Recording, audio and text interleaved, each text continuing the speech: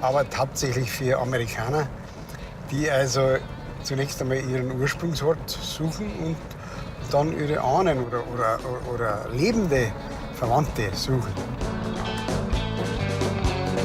Jetzt suche ich eine Farm namens Hochreit. Denn Hochreiter heißen seine Kunden. Müssen wir zuerst einmal umdrehen. Sorry, die Tour. Insgesamt 8 Hochreiters hat der Ahnenforscher Reinhard Hofer mit dabei. Über die Großstraße drüber. Nein, einfach nicht. Ich kenne mich nicht mehr aus, nobody. The feeling is we're lost. Ich habe das Gefühl, wir haben uns verfahren. Die Hochreiter sind aus dieser Gegend ausgewandert, weil sie nie zurück nach Hause fanden. Ahnenforschung auf Umwegen. Hallo, hallo. Hallo, zur Brücke. Komm ich da zur Brücke über den Zug, über die Eisenbahn, da drüber. Und dann nach Hofer. Okay, danke.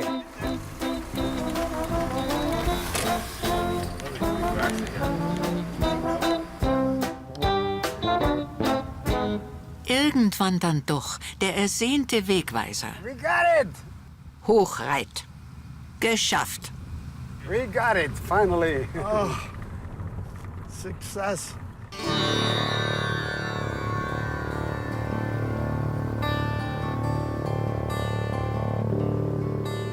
Ist das Hochreit, in dem die Vorfahren der Hochreiterfamilie einst im 14. oder 15. Jahrhundert gelebt haben? Reinhard Hofer will erst alleine los und schauen, ob hier überhaupt jemand zu Hause ist. Seine Kunden, die Amerikaner, gespannt, voll freudiger Erwartung. Seit Tagen sind sie mit dem Ahnenforscher unterwegs, nicht zum ersten Mal in Bayern. Doch Enttäuschung. Hier lebt heute niemand mehr namens Hochreiter. Dass die vielleicht einmal früher Hochreiter geheißen haben. Wir haben einen Hochreiter gesucht. Das sind Amerikaner, die schreiben sich Hochreiter. Und wir haben jetzt ein Haus gesucht, wo es Hochreit ist, gell? Weil wir gemeint haben, sie stammen daher. Da kann ich euch gar nicht weiterhelfen.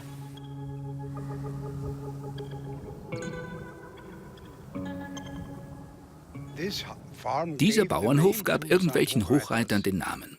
Aber die sind nicht mit euch verwandt. Oder vielleicht doch. Wir müssen einen Hochreiter finden, der von hier stammt. Und dann müssen wir seine DNA mit eurer vergleichen. Das ist die einzige Möglichkeit. Das ist der Plan.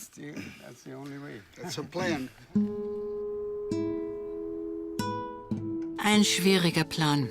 In Bayern gibt es über 20 Hochreits oder Hochreuts, die meisten in der Umgebung vom Bayerischen Wald.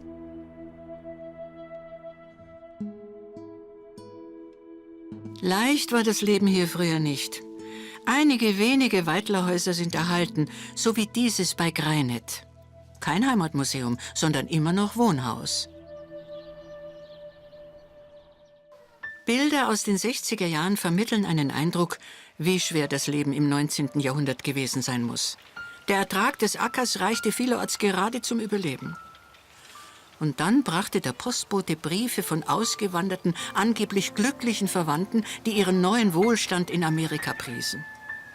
Wer konnte es ihnen verdenken, wenn die Weidler auch ihr Hab und Gut zusammenpackten und sich aufmachten über Bremen oder Hamburg voller Hoffnung auf einen Neuanfang in Amerika?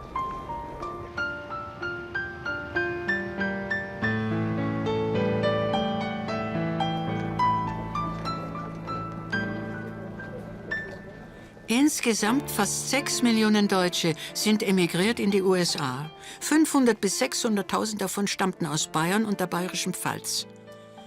Von dieser Massenauswanderung lebt heute in Rußdorf bei Passau der Ahnenforscher. Sein Briefkasten stammt aus Amerika.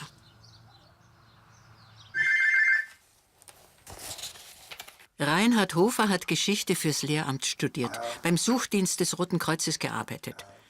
Ein wenig geniert er sich wegen der vielen Papiere bei ihm zu Hause, wo doch sonst in der Ahnenforschung so viel digitalisiert ist. Er sammelt seit über 20 Jahren Listen von Auswanderern aus Bayern. Sogar in seiner eigenen Familie gibt es Amerikaner. Eigentlich bin ich draufgekommen über die Auswanderung meiner Urgroßmutter 1872 aus Greinet. Im Laufe der Jahre hat sich das so ergeben, dass ich für Amerikaner dann so Forschungen mache. Die meisten Amerikaner, die mich anschreiben oder fragen, die wollen zunächst einmal den Ort, den Herkunftsort, den Geburtsort wissen. Wissen sie oft nicht. Die wissen meistens nur Bayern. Nach der erfolglosen Suche nach dem richtigen Hochreit hat sich Reinhard Hofer nochmal mit dem Amerikaner Andrew Hochreiter verabredet. Und zwar in Mosbach in der Oberpfalz. Von hier sind die Hochreiters im 19. Jahrhundert ausgewandert. Die Amerikaner waren schon öfter hier. Wenn sie zu Gast sind, hissen ihre Verwandten zur Begrüßung immer das Sternenbanner.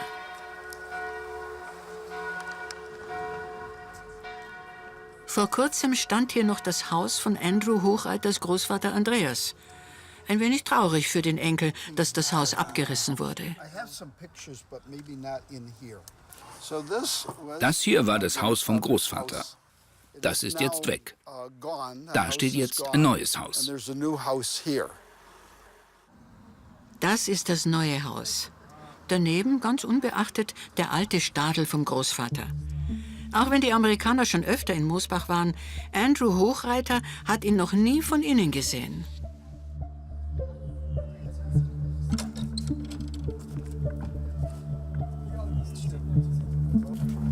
Oh, wow. Ein alter Bulldog. Der Kramer-Traktor stammt eher aus den 60er Jahren, nicht vom Großvater. Und die Bierkisten hat der Auswanderer wohl auch nicht vergessen.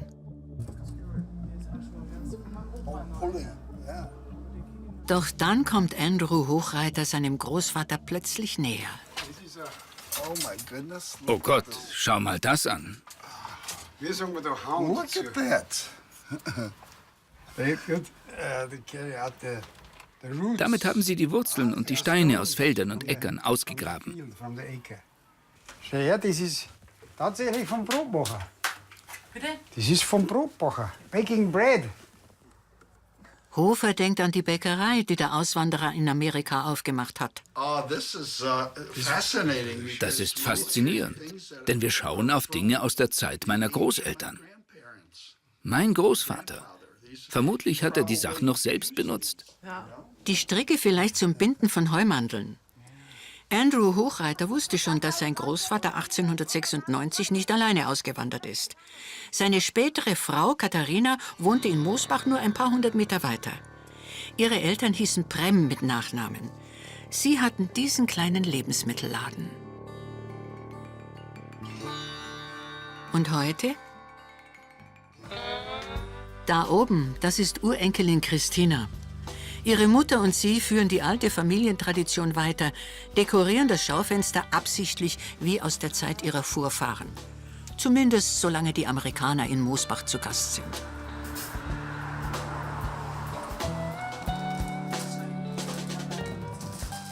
Wenn er sieht, wie Mutter und Tochter einräumen, ist es für den Andrew Hochreiter wie eine Zeitreise.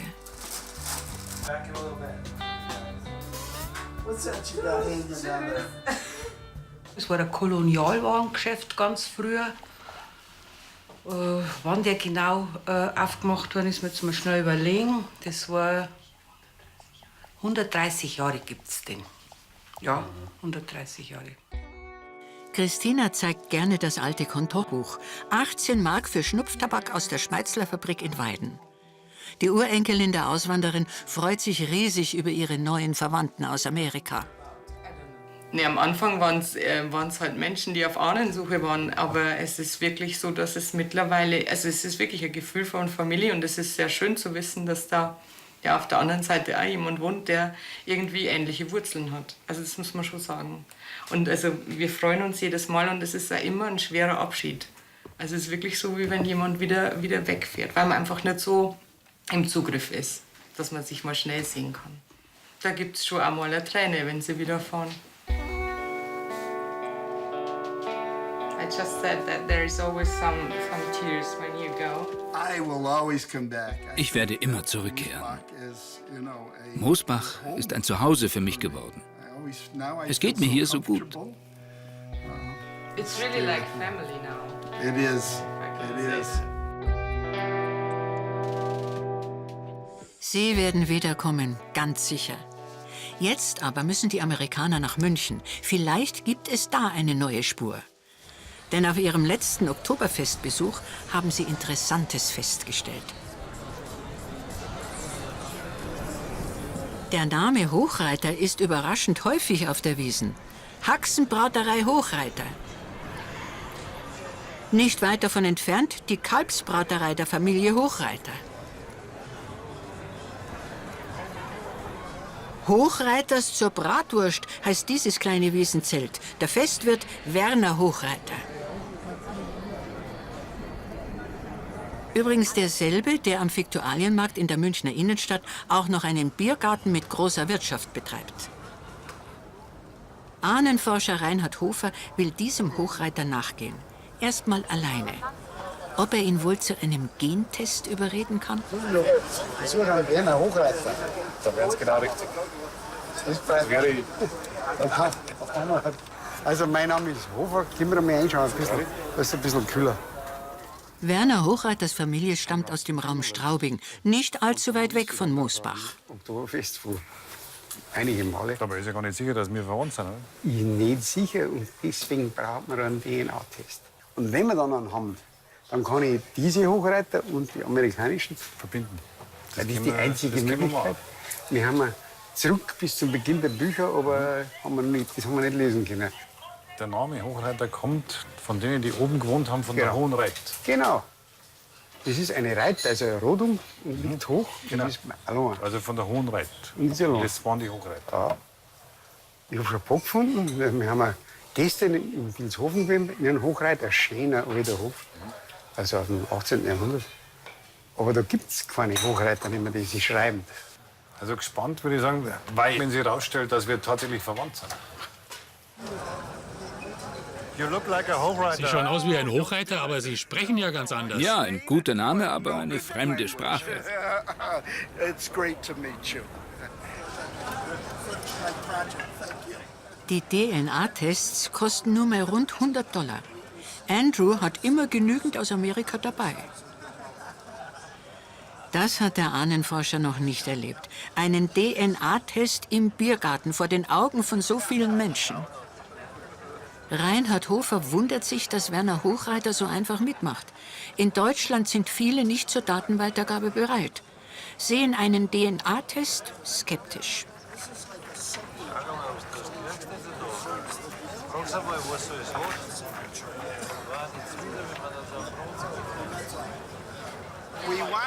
Wir wünschen uns, dass Werner unser Cousin ist. Denn wir brauchen dringend einen Verwandten, der ein Bierzelt besitzt und einen Biergarten. Das hier ist mein neuer Lieblingscousin.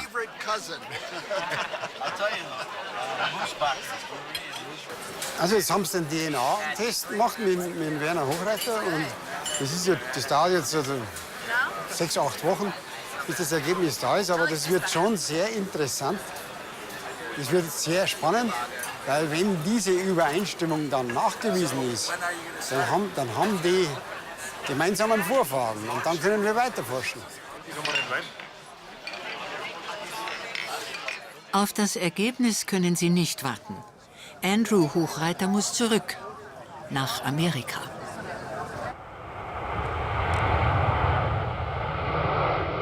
Reisezeit gerade mal 9 Stunden. Nicht 2 Wochen wie seinerzeit mit dem Dampfer seines Großvaters.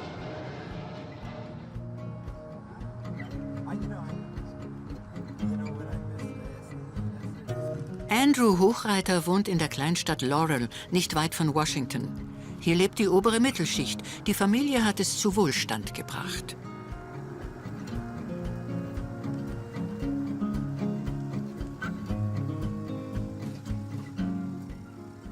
Kaum zu Hause setzt sich Andrew an den Rechner. Viele Archive haben ihre Bestände online, so kann er von zu Hause aus weiterforschen. Zusammen mit seinem Sohn aktualisiert er aber erstmal den Familienstammbaum.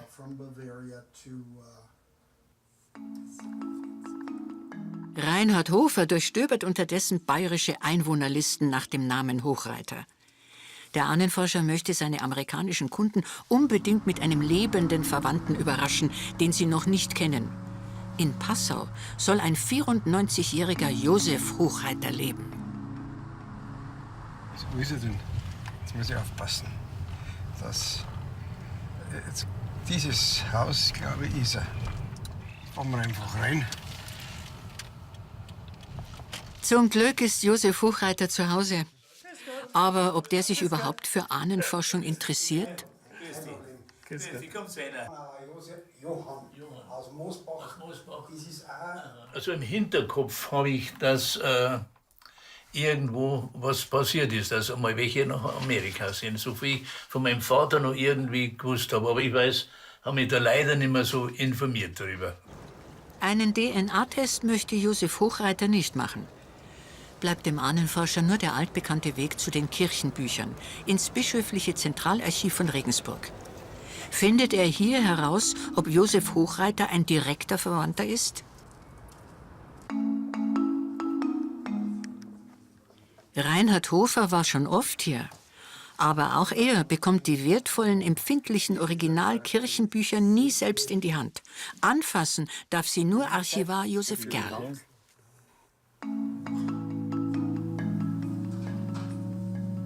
Ein Taufbuch. Noch mehr interessiert den Ahnenforscher daneben das Trauungsbuch. Wir müssen also den Nachweis erbringen, dass die Amerikaner und der Passauer Hochreiter tatsächlich verwandt sind. Und das Beste ist natürlich ein Hochzeitseintrag, weil da stehen, wie wir hier sehen, alle Daten sehr gut drin. Den Trauungseintrag für Michael Hochreiter und Margarete Woppmann von Missbrunn. Die sind also am 19. September 1881 getraut worden im katholischen Ritus. Also Michael Hochreiter, der war Ökonomiebürger. Das ist also ein Stadtbauer von Moosbach. Genau dies wollten wir wissen. Da schau her, das ist Michael Hochreiter. Ja. Und Margarete Woppmann. Woppmann, Hochreiter Woppmann, Margareta. Ist es auch dabei? Habe ich da. 10. ja. April 1846. Geboren? Ja. Ja, und geheiratet 19. Geburtsort Missbrunn, katholisch, geheiratet am 19. September 81. Genau, das ist ja so. Der Andrew Hochreiter, der sucht Hochreiter Vorfahren. Also die Hochreiter heißen. Ja. Weil da drum in Moosbach gibt es keine mehr, die Hochreiter heißen. Und jetzt habe ich hab das versucht. Und bin dann eigentlich durch Zufall auf die gekommen. Sie sagt, dass sein Vater ist in Missbrunn geboren. Bingo, sagt man da heute. Und da möchtet ihr wirklich kommen dann, mein lieber Freund. Das wird ein besonderes Erlebnis, das sage ich dir. Weil ich habe das auch noch nie so erlebt, dass man so einen nahen Verwandten findet. Seine Recherchereise nach Passau nutzt Reinhard Hofer auch für die eigene Familiengeschichte. Er schaut zusammen mit seinem Sohn nach dem Bahnsteig, von dem seine eigenen Verwandten nach Amerika auswanderten. Holzschwellen haben das. Das ist vielleicht nur vor 1860. Naja, so alt vielleicht nicht. Und doch, hier müssen Hofers Urgroßeltern auf den Zug gewartet haben. Einige hundert aus dem unteren Bayerischen Wald sind hier gestartet. Das war schon ein bedeutender Platz, da die sagen. Das ist genau die Stelle, wo die Auswanderer aus Greinet, meine Stadler und Schopper Verwandten 1872 nach Amerika abgereist sind. Guten Morgen, meine Damen und Herren. Bau 170 steht nun am Ausgang C01 für Sie zum Einsteigen bereit. Um im Fall Hochreiter noch mehr herauszubekommen, reist Reinhard Hofer zusammen mit seinem Sohn in die USA. Sein Kunde Andrew Hochreiter hat da eine Idee, die ihn fasziniert. Und wenn es die Zeit zulässt, will er außerdem noch in der eigenen Familiengeschichte weitergraben. How are you? It's good to see you. I'm glad you can make it here. You know? Anstrengende Tage stehen dem Ahnenforscher bevor. Denn die Idee von Andrew Hochreiter lautet Salt Lake City, Hauptstadt der Mormonen und Mekka der Ahnenforschung. Da wollen sie gemeinsam hin. Noch am ersten Abend tauschen sie bis in die Nacht Neuigkeiten über ihre Ergebnisse aus. Der Amerikaner ist längst selbst zum Hobby-Ahnenforscher geworden. then I didn't realize that my grandmother was, lived or was born actually in Moosbach, not in Pleistine. The family came from Pleistine. But she... Ahnenforschung hat in Amerika Hochkonjunktur. Im Wohnzimmer läuft eine der beliebtesten Ahnenshows. Auch Andrews Bruder Donald schaut zu. Heute wird die bekannte Filmschauspielerin Valerie Bertinelli mit ihren Ahnen konfrontiert. Oh mein Gott, wie weit geht das noch? Das hier ist eine wundervolle Ahnenrolle aus dem 15. Jahrhundert, die bis zu dieser Person im Kreis reicht. Das ist Wilhelm der Eroberer? Genau. Sie stammen direkt ab von Wilhelm dem Eroberer.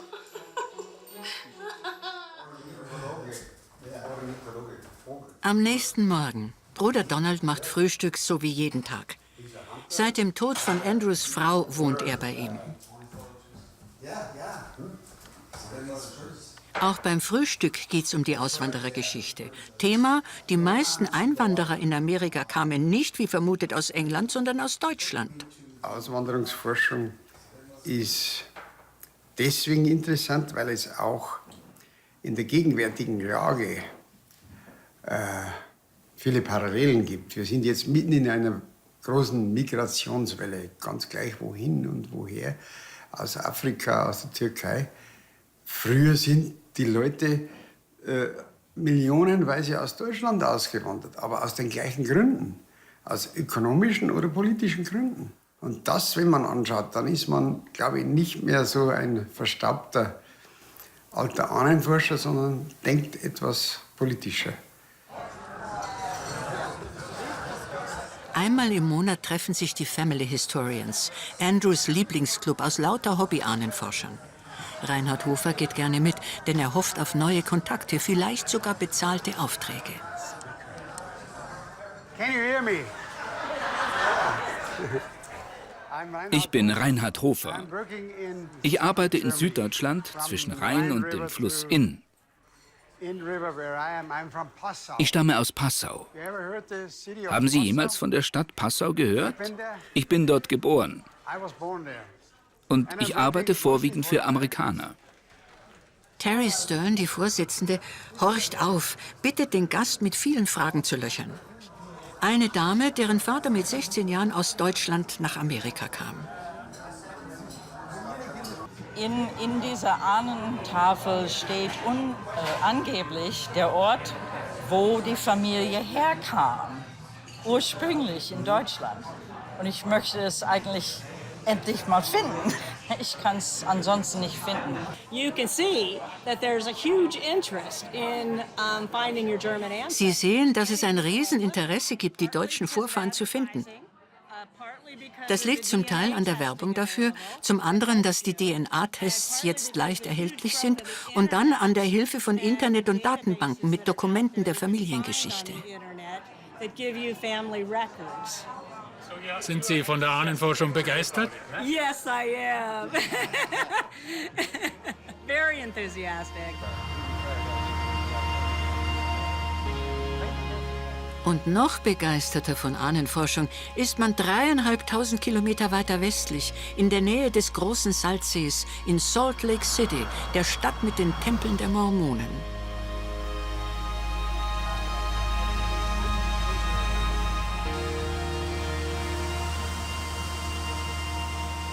Für die Mormonen oder Mitglieder der Kirche Jesu Christi, der Heiligen der letzten Tage, wie sie sich nennen, sind Familienbindungen von ganz entscheidender Bedeutung. Heiraten und Kinder bekommen, möglichst viele. Verstorbene sind im Glauben der Mormonen nicht wirklich verstorben, sondern leben weiter, können sogar getauft werden. Deshalb sammeln die Mormonen genealogische Daten im größten Ahnenarchiv der Welt, ihrer Family Search Library.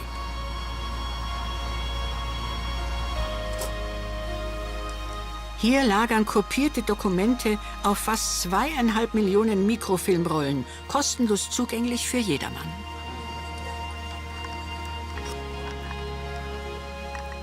Auch wenn er nicht an lebendige Vorfahren glaubt, so möchte der Ahnenforscher für seinen Kunden doch nichts unversucht lassen. Hochreiter, das klingt einfach, aber es ist ein durchaus seltener Name, vorwiegend in Ostbayern entlang der tschechischen Grenze.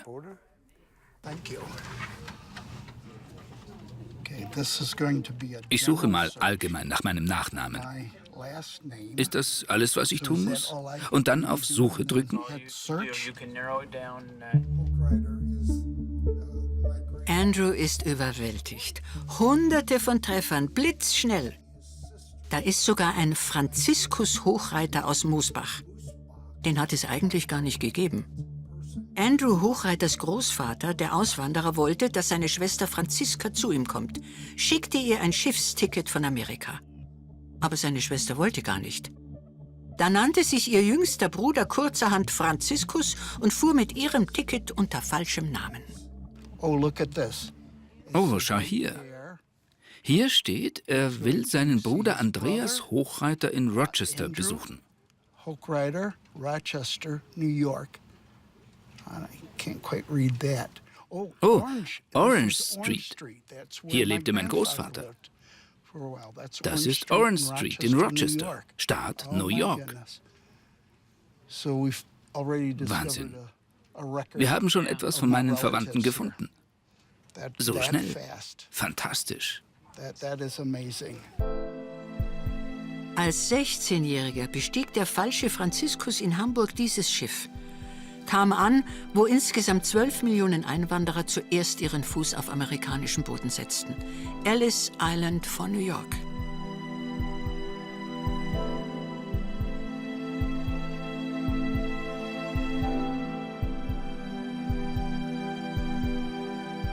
Andrew Hochreiters Großvater Andreas und dessen Frau Katharina aus Mosbach fehlen seltsamerweise beide auf den Listen der Mormonen. Wie die beiden einreisten, ist bis heute unklar. Aber irgendwie müssen sie es nach Rochester im Bundesstaat New York geschafft haben. Und da machten sie genau das, was Katharina von ihrer Familie in Mosbach kannte. Sie gründeten einen Lebensmittelladen mit Bäckerei. Bayerisches Sauerkraut im Fass. Dazu Hochreiters selbstgebackenes Spezial-Milchbrot.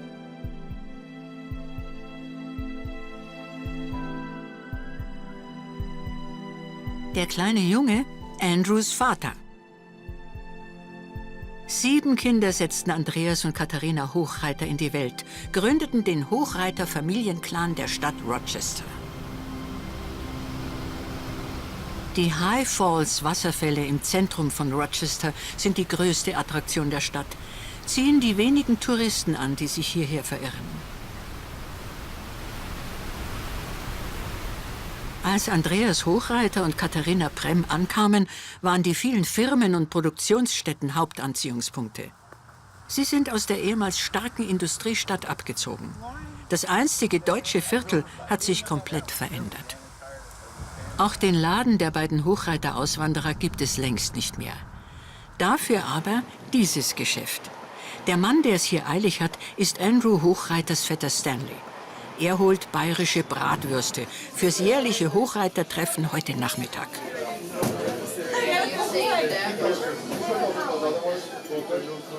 Für die bayerischen Würste muss er anstehen.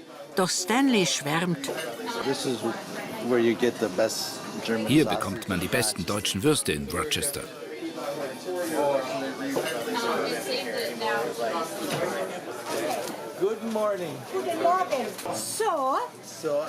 Ich möchte die für Hochreiter bestellten Würste abholen. Stanley ist froh, dass er vorbestellt hat. Bratwürste für 50 Leute auf dem Familientreffen.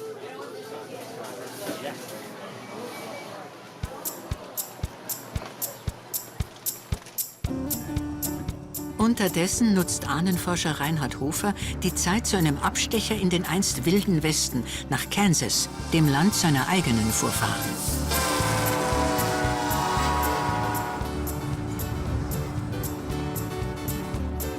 Er war schon einmal hier, im kleinen Eudora. Daneben ist die katholische Kirche, die ist es ja. Katholisch, kein Wunder. Nach Eudora hatte es viele Bayerwaldler verschlagen. Meine Urgroßmutter Franziska Stadler ist hier getauft worden am 6. Dezember 1872. Das ist eindrucksvoll für mich. Die sind hier im Dezember 1872 gesessen, alle. Das einzige Foto von der Urgroßmutter. Warum sie 5 Jahre später von Eudora nach Bayern zurückkehrte, weiß Hofer nicht. Ein Onkel, der mit ihr zusammen ausgereist war, blieb. Links unten der alte Michael Schopper und seine Frau, umgeben von ihren Kindern. Schopper machte Reklame für Amerika, sandte etlichen Auswanderern Geld nach Bayern für die Überfahrt. Er wurde 81. Sein Grab müsste irgendwo auf dem Friedhof von Eudora liegen. Stadler oder Schopper stehen hier häufig auf den Grabsteinen. Aber wo ist der Stein von Michael Schopper?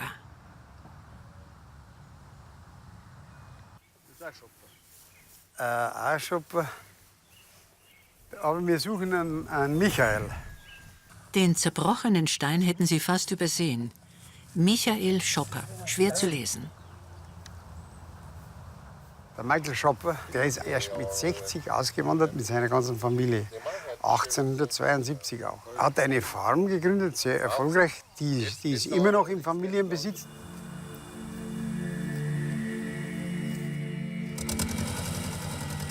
Der Nachfahre, auch ein Mike, zu Deutsch Michael, will dem bayerischen Ahnenforscher eine Entdeckung zeigen, die er vor kurzem auf seiner Farm gemacht hat, mitten im unwegsamen Dickicht. Hier gab es vor 100 Jahren eine Kegelbahn und da wurde auch Bier getrunken.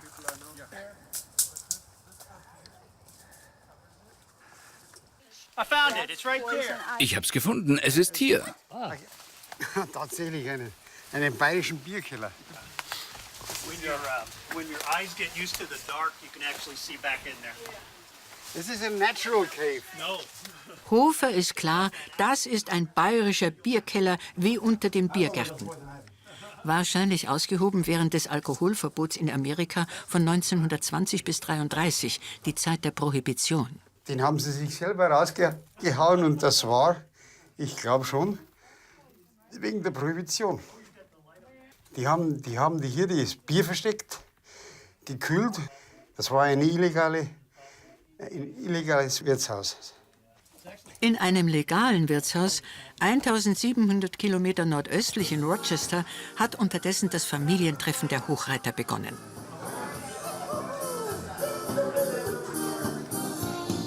Stolz bringt Stanley sogar Originalbier aus Moosbach. The Moosbacher beer has arrived. Stanley meint, keiner der Auswanderer-Nachfahren würde mehr Deutsch sprechen. Andrews Sohn Kyle meint dazu, Ich spreche Bayerisch. Klein, right? Nicht so gut. der gemietete Saal füllt sich langsam. Einer allerdings fehlt auf dem Familienfest. Ausgerechnet Kyles Vater Andrew ist krank. Der Sohn soll ihn auf der Familienfeier vertreten. In der Lederhose vom Vater.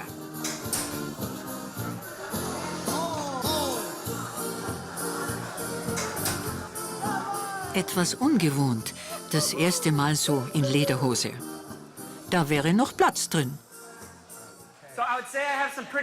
Ich muss nicht in große Schuhe reinwachsen, sondern in eine zu große Lederhose. Kyle macht Witze, dann berichtet er den ahnungslosen Gästen, dass sein Vater letzten Montag überraschend am Herzen operiert wurde. Die Gäste sind schockiert.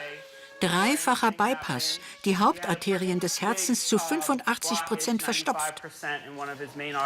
Wie es Andrew zu Hause geht, sie wollen ihn und seinen Bruder anrufen. Hi, Kyle. Hello, everybody. Yeah. Hi.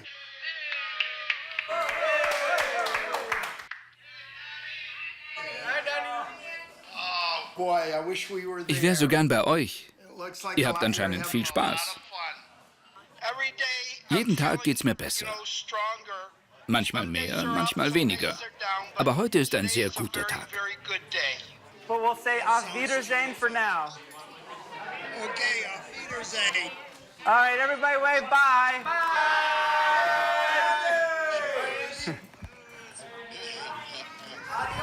Bye. Das erste Hochreiter-Familientreffen in Rochester ohne Andrew.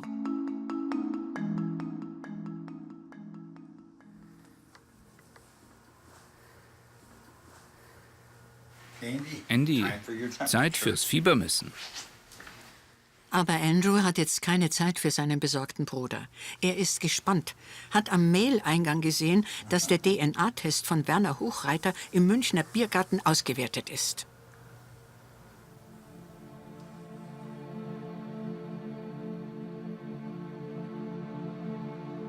Frust. Werner hat 39 unterschiedliche Marker. Die Familien haben sich vor Tausenden von Jahren getrennt.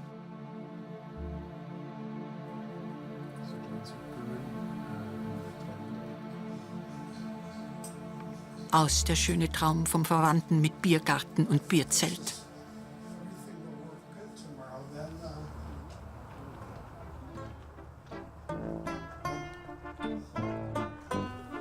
Sechs Monate später sind Bypass und Frust vergessen. Die Amerikaner sind wieder in Bayern.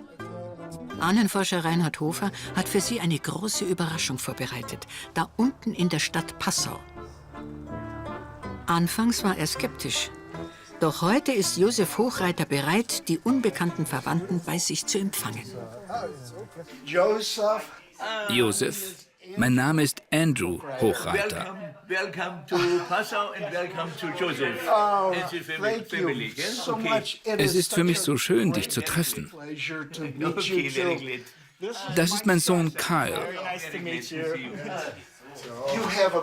Du hast ein schönes Haus, so bayerisch.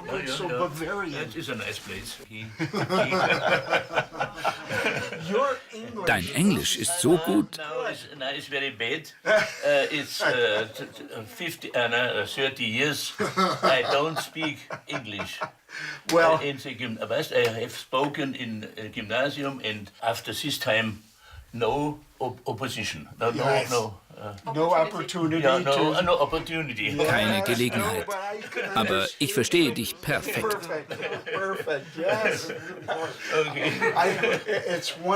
Es ist wunderbar, dich zu treffen. Ich wusste, dass mein Großvater aus Moosbach stammt. Das hier ist alles die Arbeit von Reinhard. Damit hatte der Passauer nicht gerechnet. Hunderte von Vorfahren aus einer gemeinsamen bayerisch-amerikanischen Familiengeschichte. Das ist so eine tolle Gelegenheit, Josef zu treffen. Denn das ist Familie. Er ist wie ein Großonkel zu mir. Was für ein toller Moment. Ich bin so glücklich. Alles Liebe, alles Gute und Gesundheit, gell? Und wir sehen uns mal wieder. Ich komme nach Amerika. Okay? Mit Rollstuhl. Yes, yeah, please. Goodbye. Goodbye. So, bye. Bis später. Ja, Okay? We will see. Auf Wiedersehen. Auf Wiedersehen. Auf Wiedersehen, Thank you. okay? Die Amerikaner fahren weiter zum großen Heimatfest in die Oberpfalz nach Moosbach. Nur alle 10 Jahre findet das statt.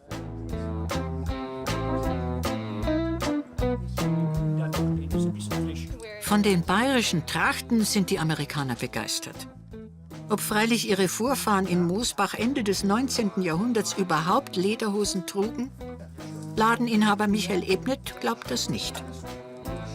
Das durch die Amerikaner, dass die das Lederhosen und das Dirndl kaufen, das kommt einfach schon ein bisschen von Oberbayern München. Die Vorfahren, wenn die von der Oberpfalz ausgewandert sind, das war das Allerärmste, was es gegeben hat.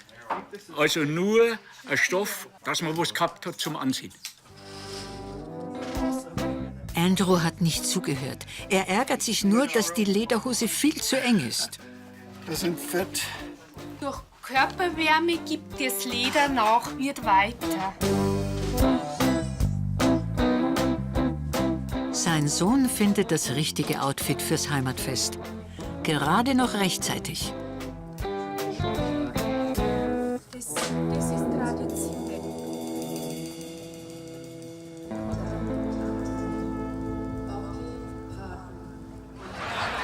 Feuerschützen, Achtung!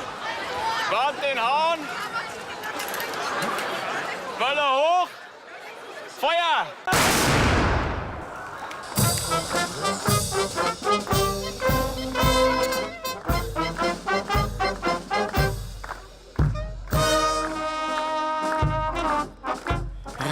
ist stolz, dass alles so gut lief. Gefunden wurde zwar noch nicht das gesuchte Hochreit, aber doch ein Stück Heimat, in das der Amerikaner zurückkehren kann. Für Bürgermeister Hermann Ach ist das Fest ein Grund, über Heimat nachzudenken. Heimat gehört für die meisten zur Identität. Aber Heimat bezeichnet auch die Gefühle, die wir mit diesem Zuhause verbinden. Für mich jedenfalls ist Heimat dort, wo die Wurzeln meiner Familie liegen, wo ich verstanden werde und ich verstehe.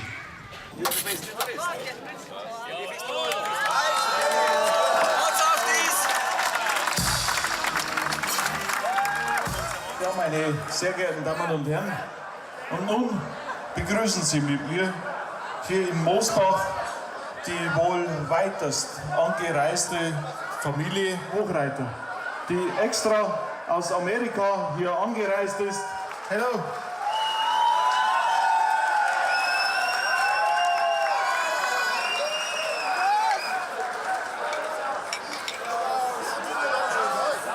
Es freut mich sehr, dass Sie mit uns gemeinsam hier feiern können.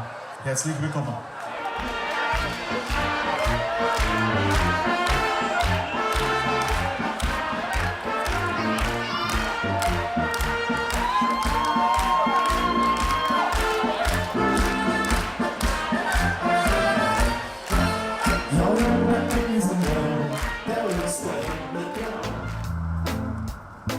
Nach dem Fest packt es sie nochmal. Das richtige Hochreit. Kann man es vielleicht doch noch finden? Sie gehen noch einmal auf die Suche. Die Straße ist jetzt zu Ende. Wir sind jetzt in Hochreit. Leider auch hier niemand, der Hochreiter heißt.